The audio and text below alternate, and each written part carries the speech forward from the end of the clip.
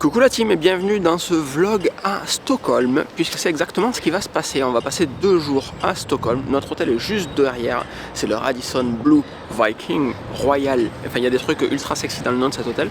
Aujourd'hui, on a un petit planning en mode TGV. On filme avec le Sony A7 Mark IV pour ceux qui sont très curieux. On a changé un petit peu les réglages. J'espère que ça va très bien se passer. On va le tester de suite, puisque la stabilisation est censée être activée, même si on filme à 16 mm avec ce grand angle. Et ça devrait être plutôt sympathique. Alors quand on marche, vous entendez peut-être un petit cloc, cloc, cloc, pour une raison très simple, c'est que en sortant de l'hôtel, la chaussure d'Oran s'est juste décollée. Donc on a maintenu ça avec une élastique à cheveux en attendant de passer devant une boutique de fringues pour acheter une paire de chaussures. Donc je commence à en avoir marre parce qu'elle me le fait le coup à chaque fois. La dernière fois c'était à Los Angeles, et puis oh mes chaussures elles sont fatiguées, oh j'ai vu cette nouvelle paire, etc. Donc à chaque fois on repart avec une nouvelle paire de chaussures. C'est une astuce qu'il faudrait considérer. Je pense, mesdames, messieurs, quand vous partez en voyage, essayez d'envisager des trucs comme ça, parce que désespéré, vous n'avez pas le choix que d'acheter une autre paire de pompes. La stratégie, c'est d'aller chercher l'observatoire, l'ancien observatoire de Stockholm ce matin, en lançant une activité Garmin sur toute la journée, pour voir un petit peu combien de bornes on peut faire, puisque sur l'Apple Watch, quand on fait ça, on défonce l'autonomie de l'Apple Watch, et surtout, ça se coupe à chaque fois qu'on fait un stop.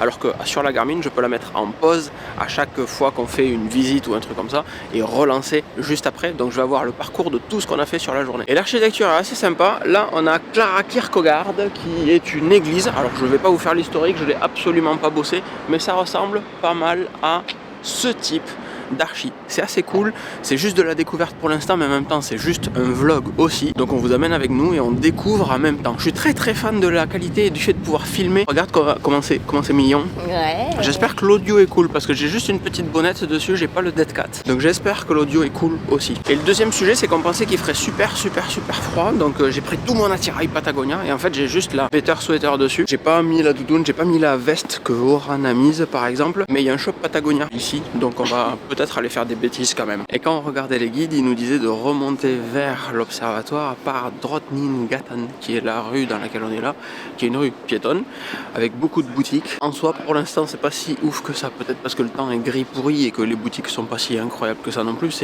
C'est juste des grandes enseignes comme ça, etc. J'essaye de vous montrer, mais c'est pas assez grand angle, mais c'est pas si délirant que ça. C'est juste cool qu'il y ait personne et ça rappelle un petit peu en ça le séjour qu'on avait fait à Copenhague, où réellement il y avait personne, c'était tout calme. Et ensuite, pouf! Moi je revis depuis que j'ai découvert les buffs. Avant je me faisais chier avec des écharpes, etc. Les tours de cou, appelez ça comme vous voulez, buff. Buff c'est comme les stylos bic ou les frigos, mais ça en vrai c'est beaucoup trop bien. Parce qu'il fait pas chaud, il fait pas froid pardon, mais il y a un petit air. C'est ça qui est perturbant, c'est que comme je vous disais, on a amené 20 000 trucs au cas où qu'il fasse moins 20 degrés. Il fait pas moins 20 degrés. Par contre il surchauffe dans les habitations. Ça, je pense que c'est le problème d'avoir froid dehors. Ils sont frustrés, ils veulent qu'il fasse très chaud dedans. Mais juste ça, hop, voilà. Déjà tu t'étouffes pas avec ton truc. Trop bien.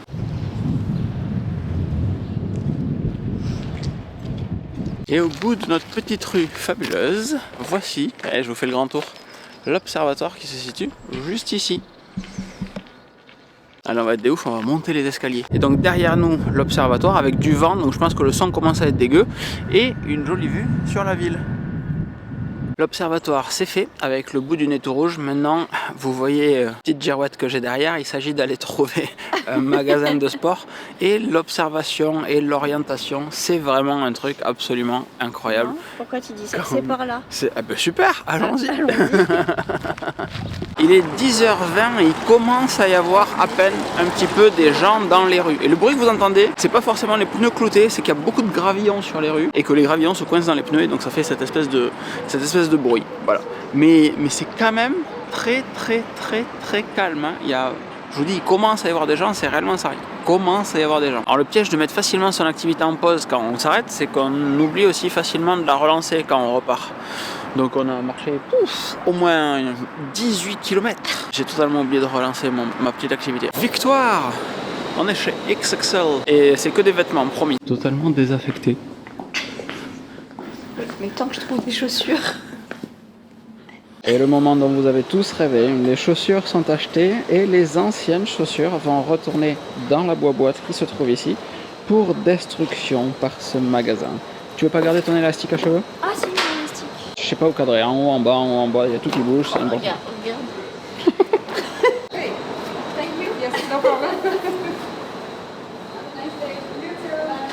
À peine sorti, boum, il y a déjà beaucoup plus de monde que tout à l'heure. En l'espace d'une dizaine de minutes, qu'est-ce qu'on fait? Patagonia ouvre à midi. Bon, on était obligé de se faire un petit passage par devant chez Patagonia. Hop, je pensais que la devanture était plus près, mais du coup, je suis obligé d'avancer là-bas. Et dans ce store Patagonia de Stockholm, ils font de la réparation. C'est-à-dire qu'on peut amener un produit Patagonia qui est abîmé. On le lave, on l'amène à la boutique et ils vont le réparer directement à la boutique. Il y a un stand de réparation gratuitement en plus. Je trouve ça juste incroyable. La suite des opérations pour nous, c'est de partir vers le Riksdag, qui est le Parlement. Ça s'inspire de l'allemand Reichstag, enfin l'un et l'autre s'inspirent. Bref, Parlement. Et comme Oran est une machine en géographie, c'est dans l'autre direction en réalité. Je sais pas vous, mais pour moi c'est une espèce de kiff de tourner, filmer, prendre les photos uniquement avec le Sony A7 Mark IV versus la GoPro versus l'iPhone d'habitude, etc. Alors il y a quelques petits plans que je fais à l'iPhone parce que j'ai un 5X alors que là j'ai un 535, mais en dehors de ça, juste tout faire avec un seul appareil, c'est une espèce de confort, c'est trop bien. Et c'est évidemment dans les commentaires que vous me direz si pour vous c'est trop bien aussi, ou je sais pas, s'il y a un truc qui est pas ouf. Je pense que ça bouge plus qu'une GoPro, évidemment, mais la qualité est aussi nettement meilleure qu'une GoPro. Donc est-ce que le trade-off vaut le coup? Réellement, la parole est à vous et les commentaires sont là pour ça. Et en plus du fait que les façades soient absolument incroyables, on a derrière nous une espèce de piste cyclable sans maman qui fait pas du tout rigoler.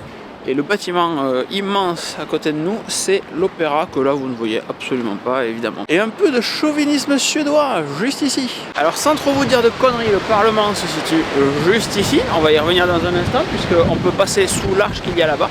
Par contre, dans mes repérages, il y avait la possibilité d'aller là, par là-bas devant, sur un pont, pour avoir une jolie vue sur une église, une cathédrale. Enfin, il y avait un point de vue assez sympa sur la gauche. Donc on va aller chercher ça, et ensuite on va revenir là, malgré les gens qui sont en train de pêcher avec le courant qu'il y a déjà et la température qui frôle les 0 degrés quand même. Ouais, j'exagère un petit peu, il fait 5 degrés, quelque chose comme ça.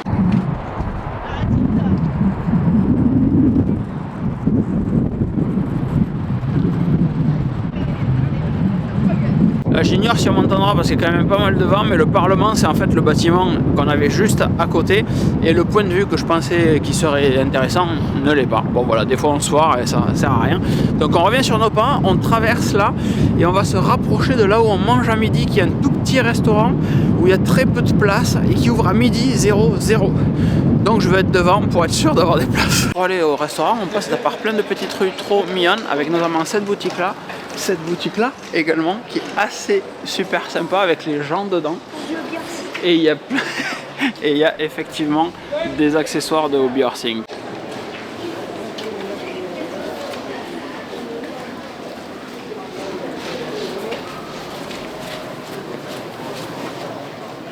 Et la promenade dans des petites rues pour aller à ce restaurant, c'est juste absolument magnifique. Ça fait vieux Stockholm, j'ignore à le moment où je fais cette vidéo si c'est le cas. Je vois mal comment ça peut ne pas l'être. Et on arrive au musée du prix Nobel, qu'on va aller visiter tout à l'heure, qui est fermé le lundi, donc on va aller le visiter tout à l'heure. Ça va être très sympa ça aussi. Mais pour l'heure, le temps passe, 11h52.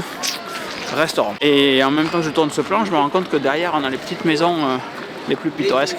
Et on a un cul incroyable à chaque fois qu'on vient quelque part où il y a un landmark qu'il faut vraiment prendre en photo, etc. Il y a toujours des travaux, tout le temps. Je me fais rattraper par la police, il y a Oran qui me dit que si tu veux y être à midi, eh ben, il faut pas trop traîner. Et effectivement c'est 55, donc il faut vraiment pas trop traîner pour le coup. Le resto est juste derrière nous et il y a déjà pas mal de gens qui attendent.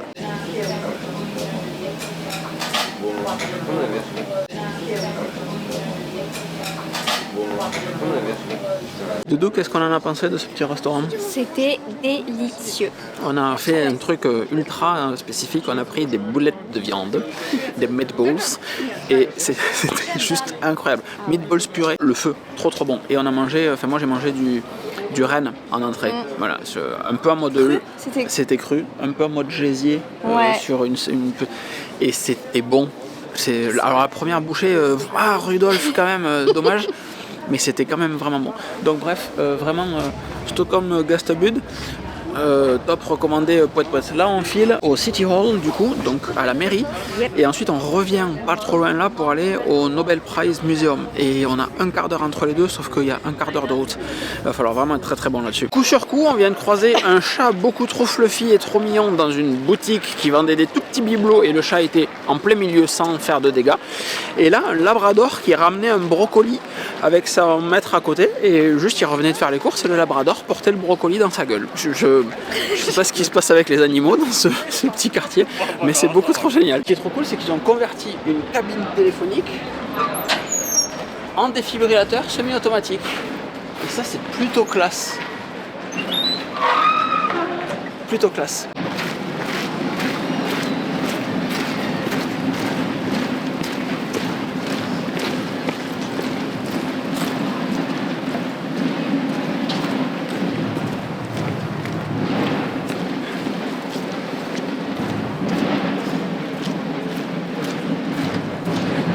Bon, bien on va se faire une petite relève de la garde tranquillement, voilà, sans rien planifier, 2-3 petits tambours, et puis voilà, c'est tout, je veux dire, la classe quoi. Non, on fait le barbeau parce qu'en général, tout ce qui est lié à un planning quel qu'il soit nous tombe sur la tronche. On est les gens de personnes à se pointer à un musée le seul jour où c'est fermé.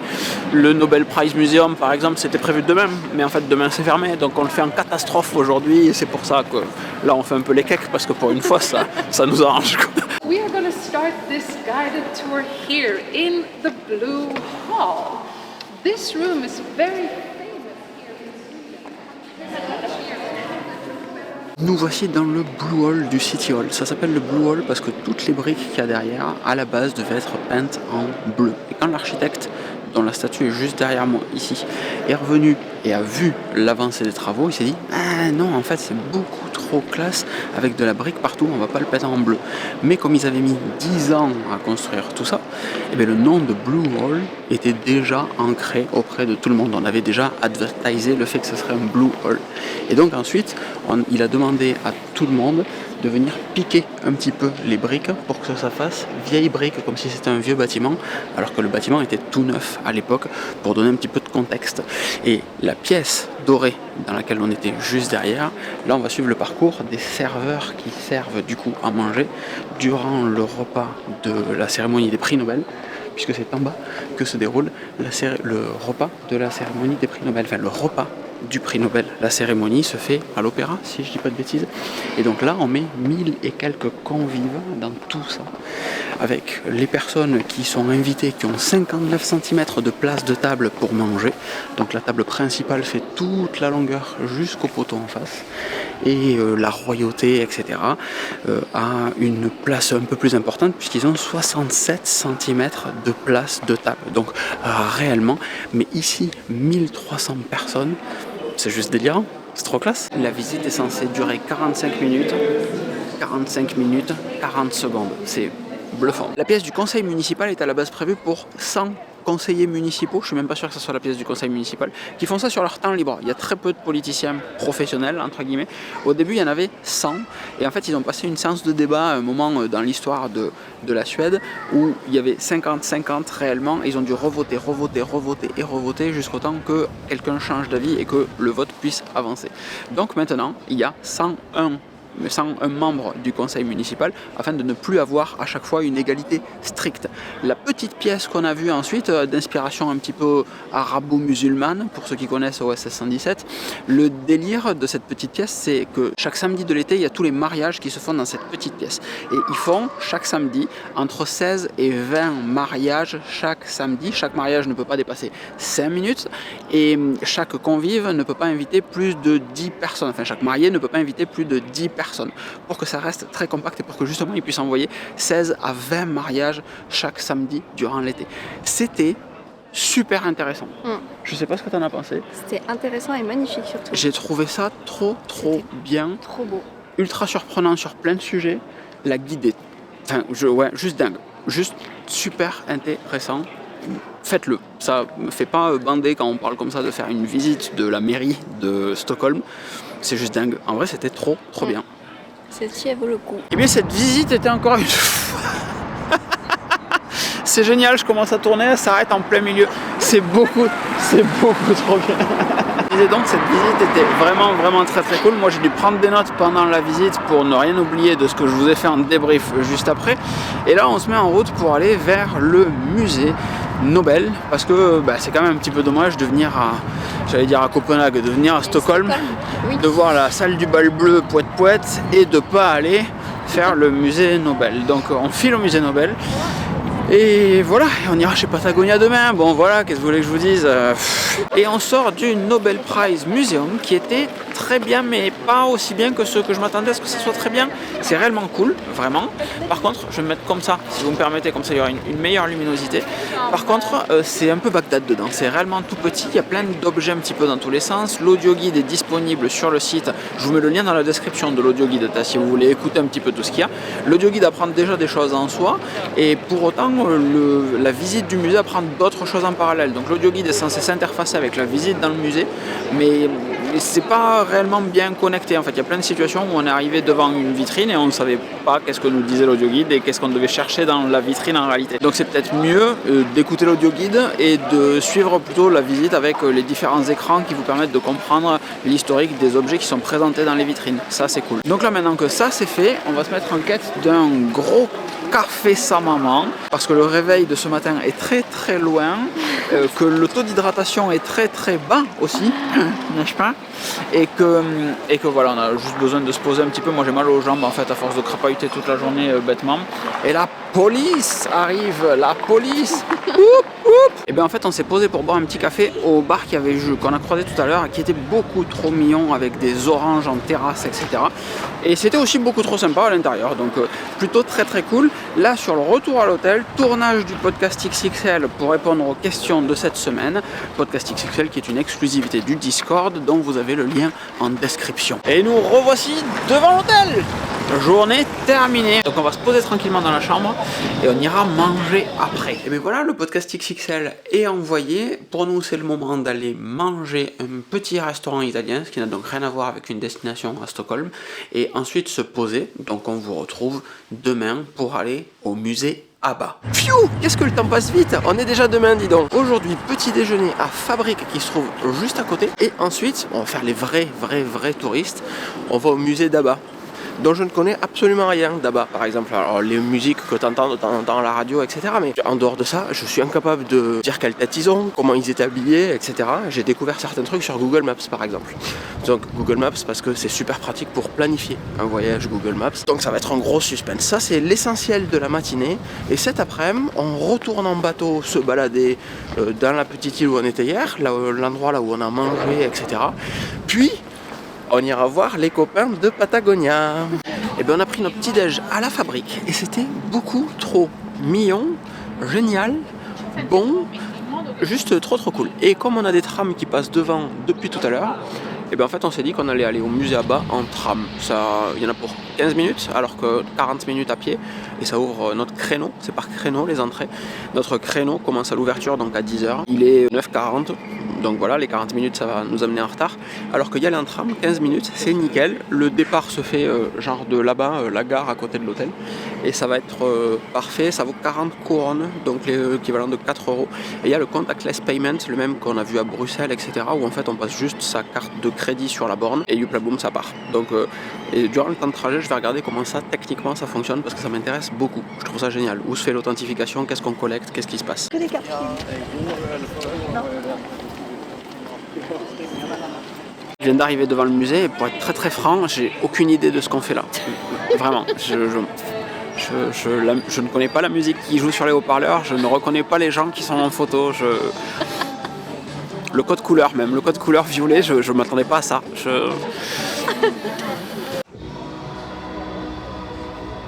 Et bien vous savez quoi, c'était vachement bien ce petit musée ABBA, genre vraiment très stylé. Alors on n'a pas trop le droit de filmer plein de trucs, on n'a même carrément pas le droit, mais vraiment cool, surtout quand on n'y connaît rien. Et bien en vrai on apprend plein de choses et ultra bien fait en fait, vraiment très très agréable. Musée ABBA au top, vraiment trop bien. On a appris plein de choses sur le groupe qu'on ne connaissait absolument pas. On a vu des costumes, on a vu des disques et des disques d'or, on a vu de la merchandising, du merchandising associé à tout. On a vu des sabots ABBA. Je me souviens plus du nom, mais c'était très très drôle. Von ABBA, c'était vraiment fun en fait. Je me souviens plus combien coûte le truc.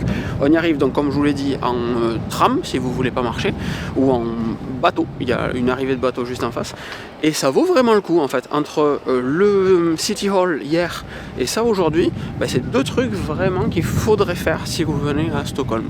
Voilà, je me lance dans les guides de voyage maintenant. Oula. Et dis donc le clown.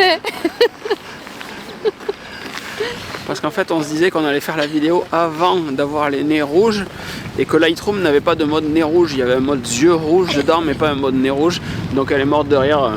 Faut pas grand chose. Parce que c'est vrai qu'en mode nez rouge ça c'est très très drôle.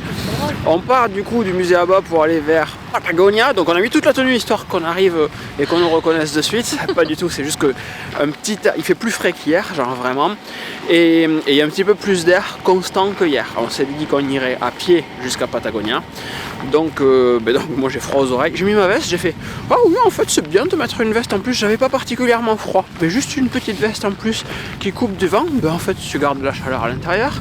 Et puis le bonnet peut-être pour voir, juste pour voir peu. Et puis en fait oui ça tient chaud. Voilà bon bref, Locan découvre le feu. Ça fait vraiment du bien d'être juste bien équipé. Avec des petits trucs légers encore une fois. Je vous ai fait une vidéo sur le matos Patagonia. Je vous la lien dans la description et je vous la mets également en haut ici. Mais pour faire simple, vous voyez ces deux petites vestes, la version bleue et la version beige pour madame. Gris, beige. Gris mastic un petit peu. Un petit gris souris. Un petit gris souris, voilà. Et ça, elles sont ultra minimalistes, ultra légères.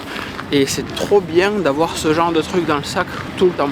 Donc juste une petite veste qui apporte de la chaleur et la veste qui coupe de l'extérieur et du vent. Pépite à avoir dans tous vos sacs pour les voyages. Dans quel sac? Quel sac me direz-vous? Des sacs AC? Bien sûr mon petit Lockman. Patagonia ouvre à midi. Moi 11h59.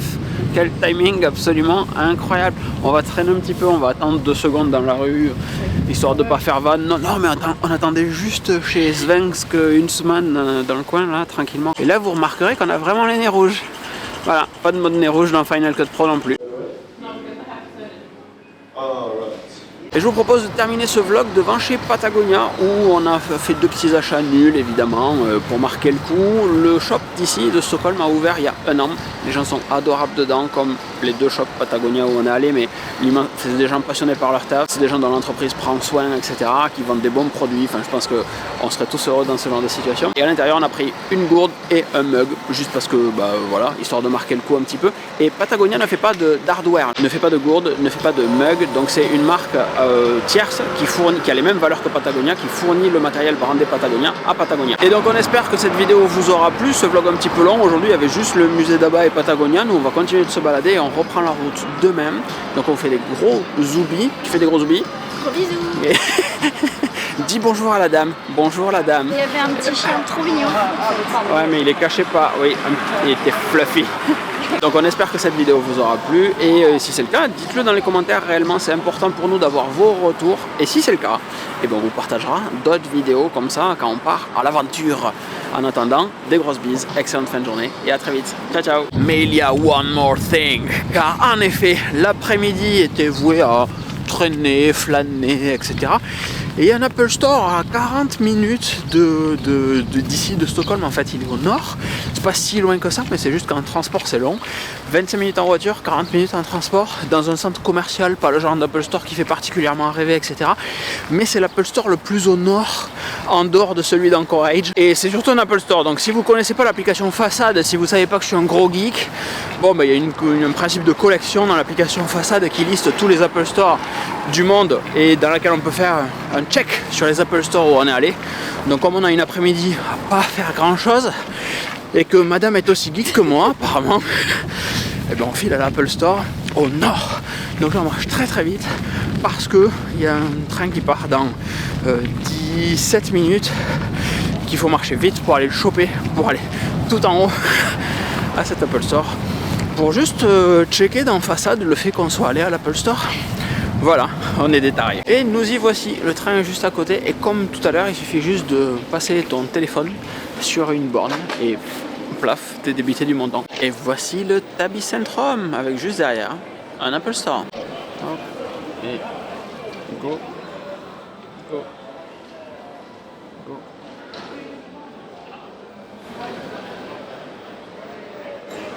Et voilà, ça c'est fait. Maintenant on peut terminer ce vlog. Des gros bisous à vous et à très vite. Ciao ciao.